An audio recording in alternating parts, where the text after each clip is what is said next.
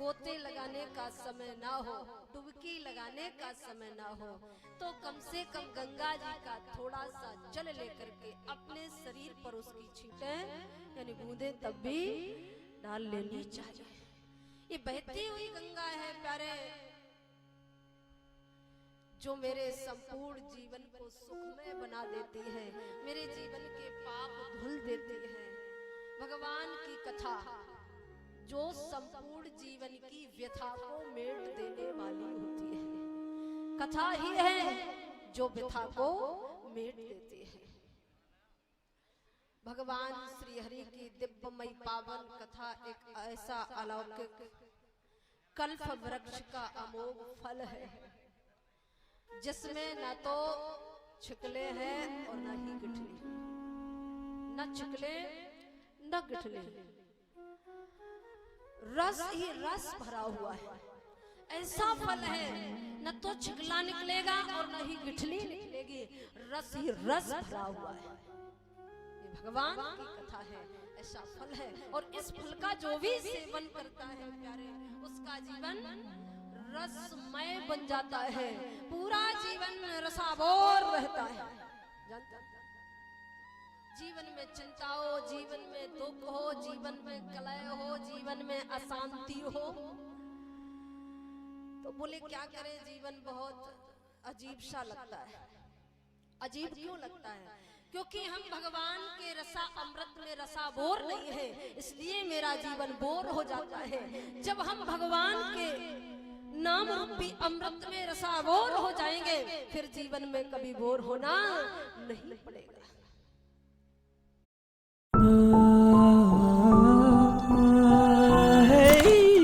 चाचा जी, ये क्या हो रहा है?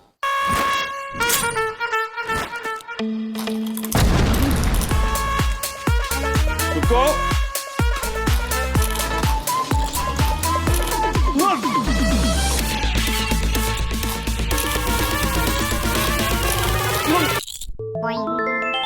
बिंगो टेढ़ी मेढ़ी का टेस्ट है ही ऐसा कि खाने वाला करता रहे ईट फिर रिपीट। नहीं पड़ेगा। तो यदि जीवन की कलह से, जीवन की समस्याओं से, जीवन के दुख से बचना है तो क्या करना है? बोले प्रभु का भजन, भजन का सहारा। यदि आप भजन निरंतर करोगे, हर श्वास में ईश्वर का नाम निकलेगा, भगवान का।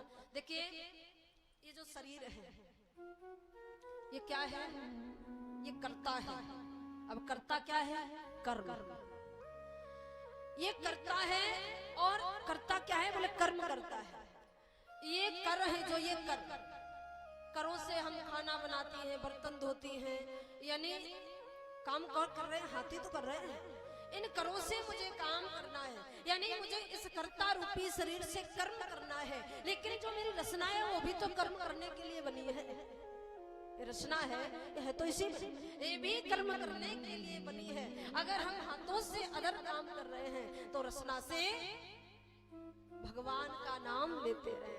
हर श्वास में परमात्मा का यदि नाम आता रहेगा तो जानता हूँ, अगर आपको कहीं जाना हो, मान लो किसी सिटी में जाना हो और वहां आपको उस व्यक्ति का नाम पता ना हो, मकान नंबर कुछ पता ना हो, पता क्या हो? सूरत, शकल पता हो, केवल उसकी तस्वीर, शकल पता हो। अब वहां के लोगों से पूछो, भाई एक बहुत सुंदर गोरा व्यक्ति है, लंबा चौड़ा है, उसके घर मुझे जाना है, अब आपको कोई बताएगा? कौन सा व्यक्ति है जिसके घर तुम्हें जाना है? यदि आप उसका नाम बता दोगे तो अवश्य ही तुम्हें उसके दरवाजे तक पहुंचा दिया जाएगा। इसलिए मैंने भले ही भगवान की सूरत को नहीं देखा है, हम भले ही भगवान की शक्ल को नहीं पहचानते हैं, लेकिन नाम जानते हैं। यदि हम नाम जानते हैं तो भगवान के दरबार तक पहुंच ही जाएंगे। और जिसका आप नाम ले रहे हैं, एक ना एक दिन वो तस्वीर मेरे सामने आ ही जाएगी।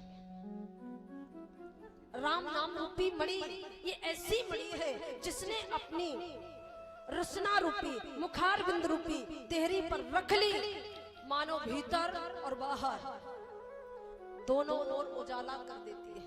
अंदर भी उजाला और बाहर भी उजाला।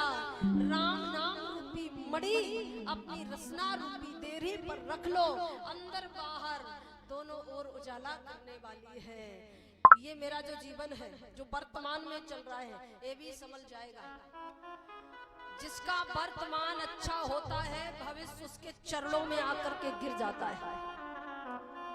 जिसका वर्तमान अच्छा नहीं है, भविष्य उससे कोसों दूर चला जाता है। इसलिए भूतकाल को न याद करते हुए वर्तमान को मुझे संभाल लेना चाहिए, ताकि भविष्य मुझे स्वयं आके प्रणाम करे। भविष्य अपने हाथ में होता है। अगर हमारे कर्म अच्छे हैं, हम वर्तमान में कर्म अच्छे कर रहे हैं। प्यारे, जानते हो, आपकी गलतियों को भले ही संसार न जानता हो, लेकिन दो ऐसे हैं जो जानते हैं। दो ऐसे हैं जो जानते हैं, और दो वो ऐसे हैं जो कभी जीवन में क्षमा नहीं करते। वो दो कौन हैं? एक अंतर आत्मा और एक परमात्मा। किए हुए कर्मों को, अपगुणों को दुनिया जानती हो ना जानती हो, पर दो ऐसे हैं जो जानते हैं, एक अंतर आत्मा और एक परमात्मा।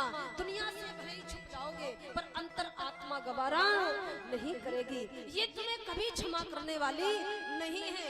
जब भी आप कुछ शुभ कर्म करोगे तो तुम्हें वो याद आ ही जाएगा। तो इसलिए प्यारे, हर जीव को कुछ अशुभ कर्म करने से पहले सोच लेना चाहिए। आत्मा आवाज देती है, ऐसा नहीं है कि आत्मा कुछ न कहती हो। मन और इंद्रियों के वशीभूत ये शरीर है। जब इंद्रियां प्रबल होती हैं, आत्मा दुर्बल होती है, तो जो इंद्रियां कहती है, ये मन बुद्धि वही करता है।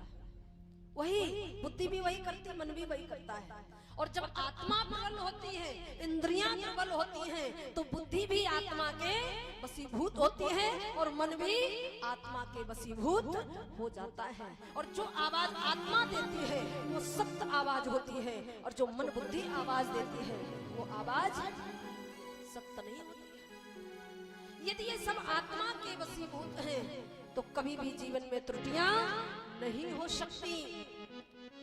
और आत्मा को प्रबल बनाने के लिए क्या करना चाहिए? बोले भगवान का भजन करना चाहिए। एक बार ऐसा मैंने सुना क्या, जीवन में बहुत कुछ देखा है। उम्र तो अभी विशेष ज्यादा नहीं है, अभी 32 वर्ष की उम्र है, लेकिन काफी कुछ अनुभव, कुछ वेदों से, कुछ संतों से, कुछ सद्गुरुओं के द्वारा प्राप्त हुआ है। जैसे कि लोग कहते हैं मांस खाने से क्या हो जाते हैं? बोले बलवान हो जाते हैं। मांस खाने से बलवान हो जाते हैं। कभी कभी ऐसा वैज्ञानिक लोग कहते हैं, चिकित्सक लोग कहा करते हैं कि बकरे का यदि सर खाया जाए तो बुद्धि प्रखर हो जाती है। अब ये सोचने की बात है, बकरे का सर अगर मनुष्य खाएगा तो बकरा का सर क्या मनुष्य की बुद्धि को प्रखर कर सकता है? सर बकरे में कितनी बुद्धि होती है? तो बकरे का सर खाने से मनुष्य की बुद्धि परिवर्तित हो जाए, ये संभव है? ये नहीं संभव है। मनुष्य तो मनुष्य है, बकरा बकरा है। बकरे का सर खाने से कभी भी मनुष्य की बुद्धि प्रखर नहीं हो सकती। चिकित्सक कुछ भी कहे, लेकिन आपको नहीं मानना चाहिए। मनुष्य की बुद्धि प्रखर कब होती है? जब उसकी आत्मा प्रबल होती है। आत्मा प्रबल कब होती है? बोले जब परमात्मा का चिंतन किया जाए, जब वो भगवान का भजन करती है, भगवान का चिंतन करती है, तो अपने आप ही प्रबल हो जाती है। बुद्धि उसी की प्रखर है जिसकी आत्मा प्रबल है, और जिसकी आत्मा प्रबल नहीं, बुद्धि भी दुर्बल होती है। इसलिए कभी भी जीवन में, आध्यात्मिक जीवन से अगर आप अदर दिमाग लगा करके जीवन जियोगे तो कुछ ना कुछ कमी जीवन में अवश्य ही रहेगी। सच्चा जीवन है आध्यात्म जीवन। अगर जीवन को आध्यात्म बना लोगे तो लोक परलोक दोनों जगह आपकी महिमा गाई जाएगी, इसमें कोई संदेह नहीं है। परलोक जाओगे वहां भी देवता सम्मान करेंगे और यहाँ धरती पर मनुष्य सम्मान करेंगे। क्यों? क्योंकि जिसका जीवन आध्यात्म होता है उसे तो साक्षात भगवान प्रणाम करते हैं। ये तो संसार है, उसे भगवान भी प्रणाम करते हैं, ये तो संसार है, इसलिए जीवन जीना है तो जीवन को आध्यात्म बना लेना चाहिए। कहीं जल में स्नान करने जाओ, माना कि नदी में स्नान किया और अगर धोखे में गोता लग गया, नदी में डूब गए, तो होता क्या है? नदी में ये शरीर तब तक डूबा ही रहता है जब तक इसमें आत्मा रहती है, और आत्मा निकल गई तो चाहे कितना ये विशाल शरीर हो, चाहे जितना बड़ा हो, ये जल के बाहर आ ही जाएगा। आत्मा जब तक रहेगी तब तक अंदर रहेगा, और आत्मा निकली तो जल के बाहर आ गया। अब बताओ वजन किसमें होता है, भार किसमें है? आत्मा। इस शरीर में कुछ नहीं है। मैंने कल भी बताया, ये मांस, चर्म, रुधिर, अस्थि से बना हुआ एक पिंड है, इसमें कुछ नहीं है, सब कुछ आत्मा का खेल है। ये निकल गई तो इसका भार भी पता नहीं चलेगा, और जो रक्त, मांस, मंजा, चर्म ये दिख रही है, ये सब मिट्टी में परिवर्तित हो जाती है। फिर इसे क्या कहते हैं? सब। आत्मा निकल जाने के बाद जब सब रूपी शरीर रखा होता है, तब ये कोई नहीं कहता ये फलाने लेटे हैं, कोई कहता है Love